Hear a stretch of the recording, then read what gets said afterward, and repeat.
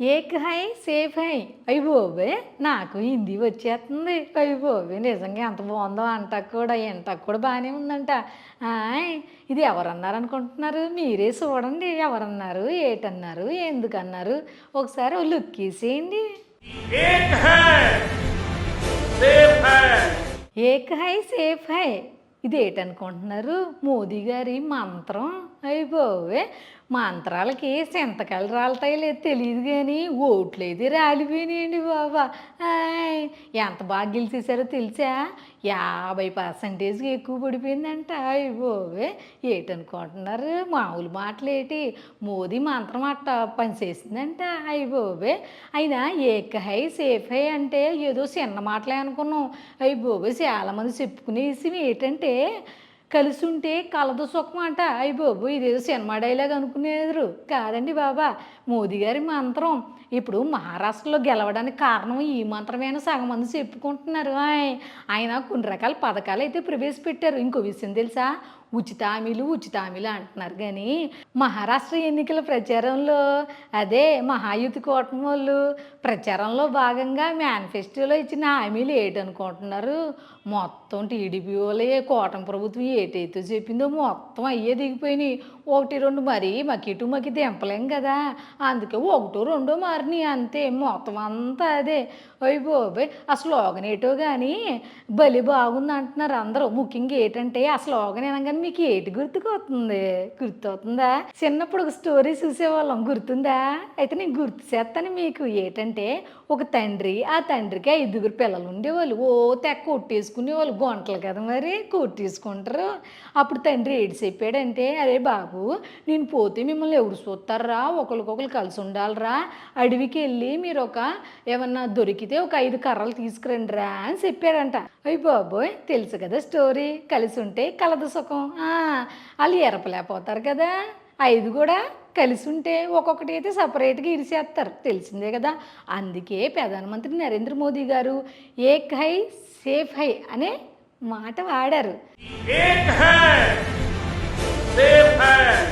అసలు ఈ ఏక్ high safe high ఏటా అని కొంతమంది తెలిసినోళ్ళని అడిగితే ఆళ్ళు చెప్పిన మాట ఏంటంటే, అందరం కలిసికట్టుగా ఉండాలి. విభజించి పాలించు అనే రూల్ నుంచి బయటకొచ్చేయాలి. ఎందుకంటే ఇందాక చెప్పాను కదా! సెపరేట్‌గా కర్రలు ఇరిగిపోతాయి కలిసుంటే ఇరగవు అని. ఆ! అంతే కదా మరి! అందరికి తెలిసిన విషయమే కదా! అయ్య బాబోయ్! ఇప్పుడు మహారాష్ట్రలో ఈ మహాయుతి కూటమి బీజేపీ ఆధ్వర్యంలో గెలవడానికి ఏటి రీజన్స్ అని ఒకసారి చూసుకుంటే, మహిళలకి నెలకి రూ. 2,100 బ్యాంక్ అకౌంట్‌లో ఏత్తన్నారంట.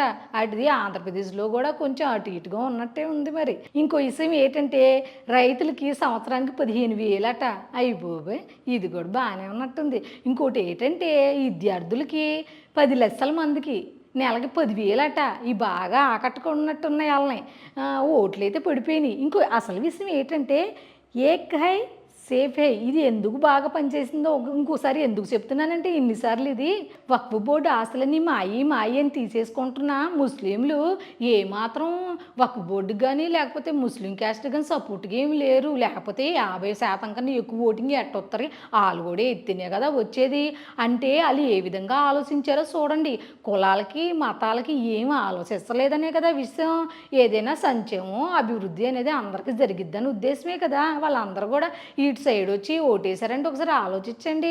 ఇక కాంగ్రెస్ని తీసుకుంటే విభజించు పాలించు టైపులో కులగణన ఒకటి చేపడతాము అని చెప్పింది, అనౌన్స్ చేసింది. ఓ పక్క ప్రధానమంత్రి నరేంద్ర మోదీ గారు ఏడు చెప్తున్నారు, ఈ కులగణన వల్ల నష్టమే తప్ప లాభం ఏటీ లేదు. కులగణన అనేది మేమైతే చేపట్టము అని చెప్పారు. ఈ కాంగ్రెస్ అనేది ఏడు చెప్తుంది, కులగణన అనేది కంపల్సరీ చేస్తాం అంటుంది. వీటి వల్ల ఎవరు నష్టపోతారు, ఎవరు ఏటవుతుంది, ఒక తాటిపైన అందరం లేకపోతే ఏటవుతుంది ఏటి అని ఆలోచిస్తున్నారు. ఏటి అలా చూస్తున్నారు, ఇటు అటు కనెక్ట్ అవుతుందిలే ఆగండి. ఇప్పుడు గతంలో వైఎస్ఆర్సీపీ వాళ్ళు ఏడు చేశారు, మేము ఉచితాలు ఇచ్చేసాం పీజీలకి అని చెప్పేశారు కదా. మరి వాళ్ళు ప్రచారంలో ఏడు చేశారు. ప్రచారం ఏం చేశారు? జనంలోకి తిరగల. అసలు వాళ్ళు ఏడు చేశారో చెప్పుకున్నారా? అది చెప్పలా. మరి ఉచితాలు ఇచ్చినంత మాత్రాన ప్రజలు ఓట్లేసేస్తారేటి? ఎయిరుగా ఇక్కడ నరేంద్ర మోదీ గారు అన్నారు చూసారా, ఏక్ హై సేఫ్ హై అని. ఆంధ్ర ఎలక్షన్లో కూడా చూసారా మీరు, గమనించే ఉంటారు.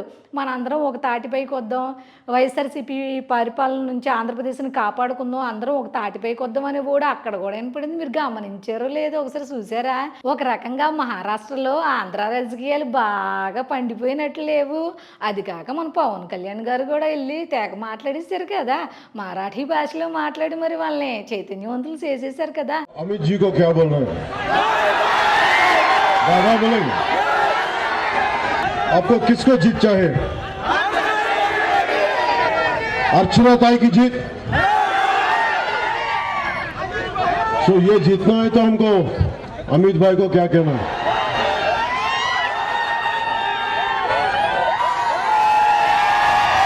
बाय बाय अमित राव भाई, बाय बाय। కొద్దిగా కొద్దిగానే ఉంటుంది కదా, ఎవరు వచ్చి ఎందుకు మాట్లాడుతున్నారు ఏంటి అని.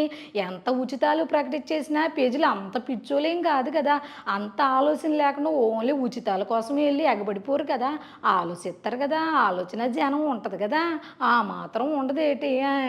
కాబట్టి ఏక్ హై సేఫ్ హై అనే స్లోగన్ నుంచి ఏటి నేర్చుకోవాలి? ప్రతి ఒక్కరు ఒకే దాని మీద నిలబడాలి. మొన్నటిదాకా సనాతన ధర్మం గురించి మాట్లాడుకున్నారు కదా, సనాతన ధర్మం గురించి ఏంటన్నారు? ఒక మసీదు మీద దాడి జరిగితే ముస్లింలందరూ వస్తారు, ఒక చర్చి మీద దాడి జరిగినా లేకపోతే వాళ్ళ వాళ్ళని ఏమన్నా 10 మంది కూడగడతారు కదా, కూడగట్టుకొని మరీ ఎగబడిపోతారు. మరి సనాతన ధర్మంలో మన హిందువులను ఏమన్నా అంటే ఒక్కులు ఎందుకు సపోర్ట్ చేయరు? ఒకసారి ఆలోచించండి. ఇది ఎలక్షన్ సమయం కాదు, సినిమా సమయం అంతకంటే కాదు, ఇది భగవంతుడి సమయం. ఇది ముస్లిమ్స్ని ఇస్లాం సమాజాన్ని చూసి నేర్చుకోండి, ఇస్లాం సమాజాన్ని చూసి నేర్చుకోండి. మీరంతా వాళ్ళు అల్లా అంటే ఆగిపోతారు, మనం గోవింద అన్నం ఆగం. మన దేశ దౌర్భాగ్యం మనం హైందవ ధర్మానికి మనం గౌరవం ఇవ్వం. ఎప్పుడు గౌరవం ఇవ్వాలి, ఎప్పుడు చప్పట్లు కొట్టాలి, అది నేర్చుకోవాలి. కేవలం ఇది మహారాష్ట్రకు మాత్రమే సంబంధించిన మాట కాదండి బాబా, ఒకసారి జనరల్గా ఆలోచించండి. సనాతన ధర్మ పరిరక్షణకి అందరం ఒక దగ్గరికి రావాలి, అంతే కదా. ఒకళ్ళ వల్ల అవుతుంది ఏంటి? మొన్న పవన్ కళ్యాణ్ గారు ఏడు చెప్పారు వారాహి డిక్లరేషన్లో, సనాతన ధర్మంని పరిరక్షించాల్సిన అవసరం ఎంతైనా ఉందని చెప్పారు. అప్పుడు వెంటనే చెన్నైలో వాళ్ళు ఏమైనా రియాక్ట్ అయ్యారు? మీకు తెలిసిందే కదా, పవన్ కళ్యాణ్ తిట్టడం మొదలెట్టారు. వాళ్ళు చూసారా, వాళ్ళని ఏదో అన్నామనుకుని ఊహించేసుకుని ముందుకు వచ్చేసారు. అది మనోళ్ళు ఏడ్ చేశారు, పవన్ కళ్యాణ్ తిట్టడం మొదలెట్టారు.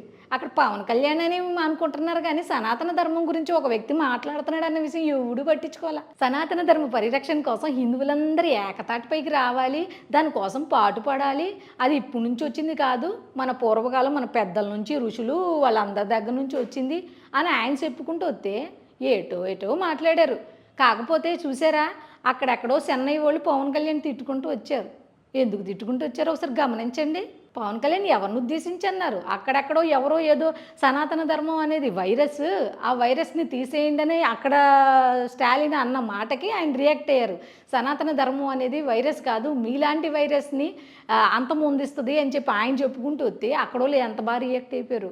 మరి సనాతన ధర్మం గురించి తిరుపతిలో కల్తీ నెయ్యి వ్యవహారం కానీ ఏదైనా సరే జరిగిందా జరగలేదన్నది పక్కన పెడితే ఒగ్గులేని మాట్లాడారా? ఎంతసేపు కూటమి ప్రభుత్వం, చంద్రబాబు నాయుడు ఇంకెంతసేపు ఇది ఇన్ని టన్నుల నెయ్యి లోపలికి వెళ్ళింది, ఇది పరీక్షించారు, ఎంతసేపు ఇదేనా? సనాతన ధర్మం గురించి ఎవరు ఆలోచించరే? ఏక్ హై సేఫే అంటే మీనింగ్ అయితే అదే. ఇది ఒక మహారాష్ట్ర ఎన్నికలకు సంబంధించిందే కాదు, ఇది మొత్తం భారతదేశానికి మొత్తానికి సంబంధించింది అనుకుంటా. నెక్స్ట్ ఇదే స్లోగన్ కంటిన్యూ అయినా మనం ఆశ్చర్యపోకర్లా. కాబట్టి ఏంటంటారు, కలిసి ఉంటే కలదు సుఖం. అయ్యి బాబోయ్ ఆగండి అయ్యా, ఏంటి ఎక్కడికి వెళ్ళిపోతున్నారు? నేను ఎంత కష్టపడి చెప్పాను కదా, మరి మీ అభిప్రాయాన్ని కూడా కామెంట్ల రూపంలో తెలియజేయాలి కదా. నా భాష, నా యాస దాని మీద కాకుండా అంటే కొంచెం అర్థం అవడానికి నేను మీ లైన్లోకి రావడానికి టైం పడుతుంది కదా, అందుకని సబ్జెక్ట్ మీద మాత్రం కామెంట్స్ చేయండి. ఎందుకంటే ఏక్ హై సేఫ్ హై అంటే మన అందరికీ వర్తించింది కదా. అసలు మీ అభిప్రాయాన్ని కూడా తెలియజేయండి.